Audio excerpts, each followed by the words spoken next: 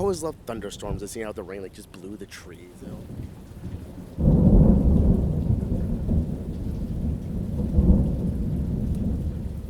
It was nice to read in also, like having those thunderstorms and the rain just pound on your window while trying to read a book.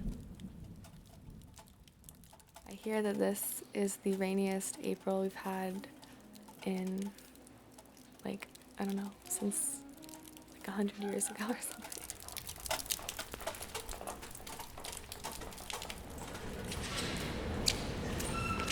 I do not enjoy walking to class in the rain and getting my books all wet and having to worry about putting on my raincoat and my rain boots. Everybody likes a good rain day every now and then. That naps are fantastic when it's raining. When I was little, I thought rain was God pissing on everybody. Everybody thought God was crying. I thought God was just pissing all over everybody. That's what I thought rain was.